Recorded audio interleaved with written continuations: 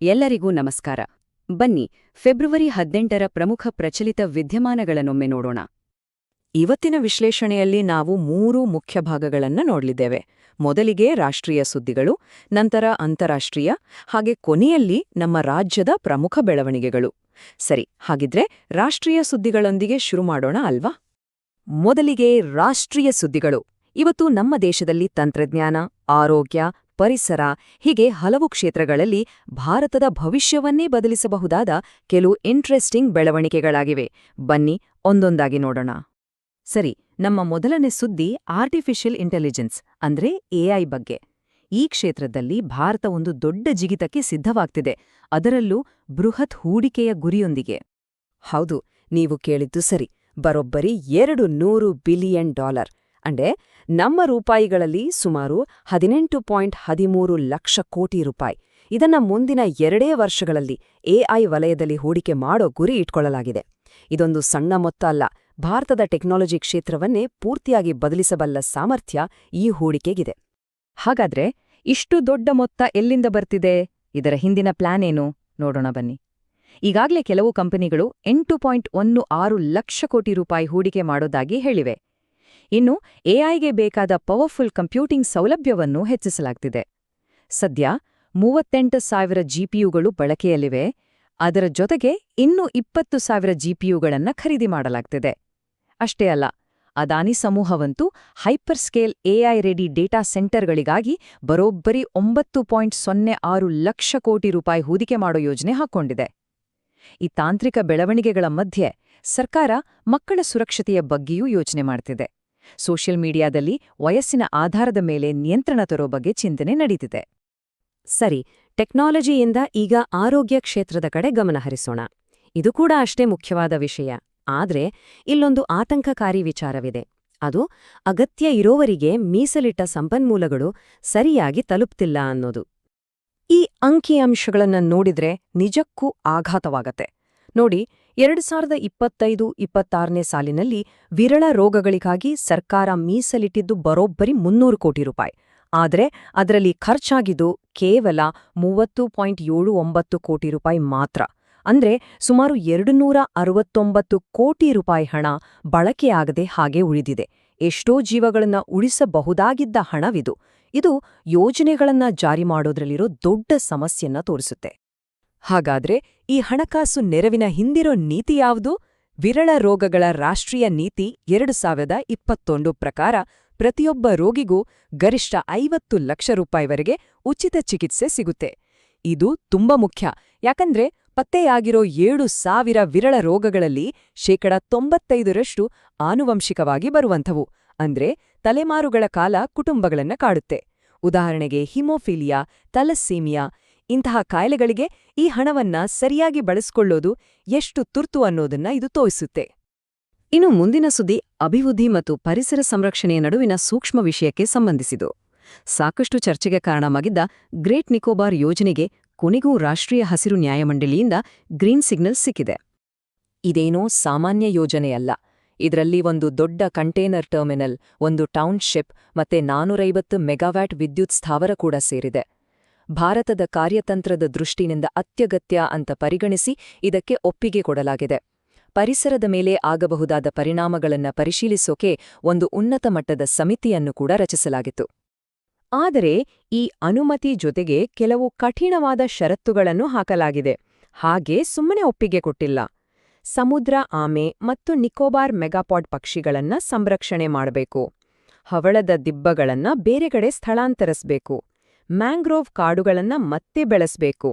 ಎಲ್ಲಕ್ಕಿಂತ ಮುಖ್ಯವಾಗಿ ಅಲ್ಲಿನ ಸ್ಥಳೀಯ ಶೋಂಪೇನ್ ಮತ್ತು ನಿಕೋಬಾರಿ ಬುಡಕಟ್ಟು ಸಮುದಾಯಗಳ ಕಲ್ಯಾಣಕ್ಕೆ ಮೊದಲ ಆದ್ಯತೆ ನೀಡಬೇಕು. ಮತ್ತೆ ಎಐ ವಿಷಯಕ್ಕೆ ಬರೋಣ. ಎಐ ಅಂದ್ರೆ ಕೇವಲ ಹೂಡಿಕೆ ಬೆಳವಣಿಗೆ ಅಷ್ಟೇ ಅಲ್ಲ, ಇದರ ಮತ್ತೊಂದು ಕರಾಳ ಮುಖವೂ ಇದೆ. ಇತ್ತೀಚೆಗೆ ಪ್ರಧಾನಮಂತ್ರಿಯವರು ಡೀಪ್ ಫೇಕ್ಗಳ ಬಗ್ಗೆ ಒಂದು ಕಠಿಣ ಎಚ್ಚರಿಕೆಯನ್ನ ಕೊಟ್ಟಿದ್ದಾರೆ.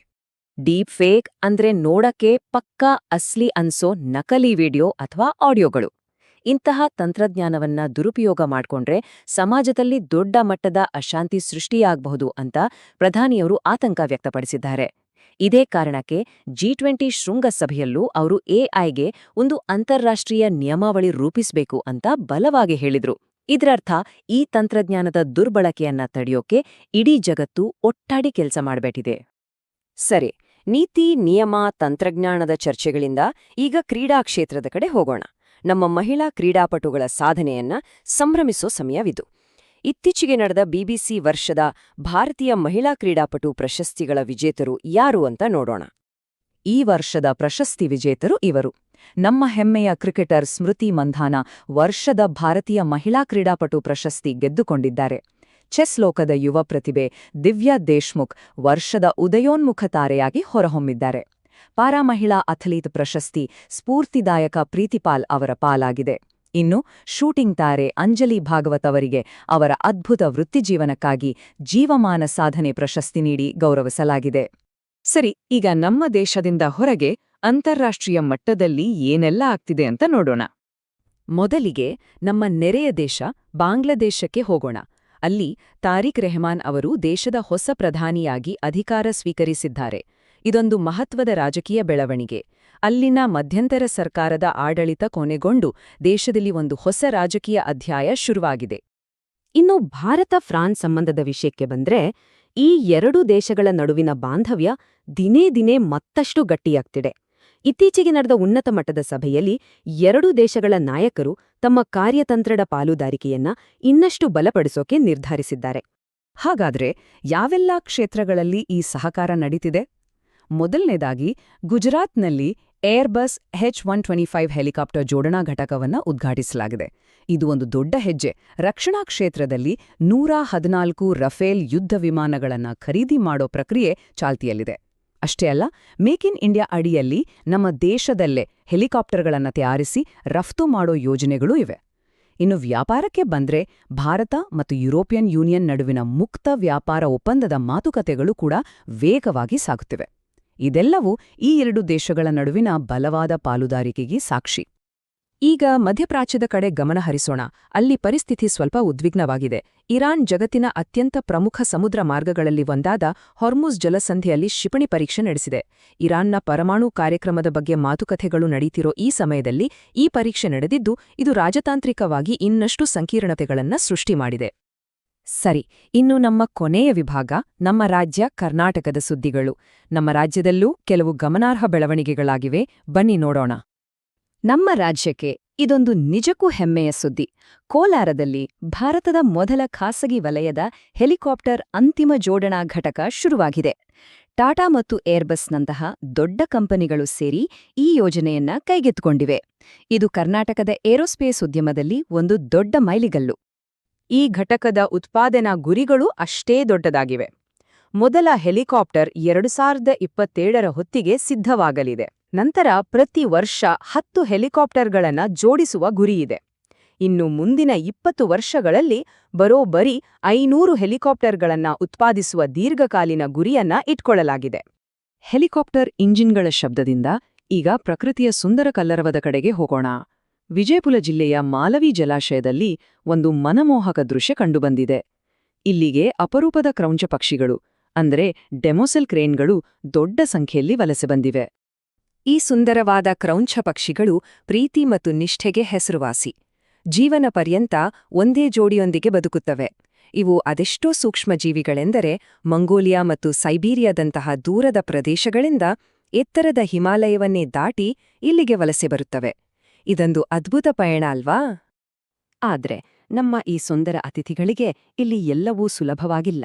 ಮೀನುಗಾರರ ಬಲೆಗಳು ಮತ್ತು ಬೀದಿ ನಾಯಿಗಳು ಇವುಗಳ ಜೀವಕ್ಕೆ ದೊಡ್ಡ ಅಪಾಯವನ್ನೇ ತಂದೊಡ್ಡಿವೆ.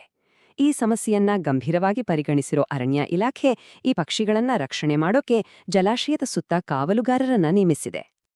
ಇವತ್ತಿನ ಪ್ರಚಲಿತ ವಿದ್ಯಮಾನಗಳ ವಿಶ್ಲೇಷಣೆ ಇಷ್ಟೇ. ಈ ಎಲ್ಲಾ ವಿಷಯಗಳ ಬಗ್ಗೆ ಮುಂದೆಯೂ ನಾವು ಗಮನ ಇಟ್ಟಿರ್ತೇವೆ ಮತ್ತು ಹೆಚ್ಚಿನ ಮಾಹಿತಿಗಳನ್ನು ನಿಮ್ಮ ಮುಂದೆ ತರುತ್ತೇವೆ. ನಮ್ಮೊಂದಿಗೆ ಜೊತೆಯಾದ ಎಲ್ಲರಿಗೂ ಧನ್ಯವಾದಗಳು. ಮುಂದಿನ ವಿಶ್ಲೇಷಣೆಯಲ್ಲಿ ಮತ್ತೆ ಸಿಗೋಣ.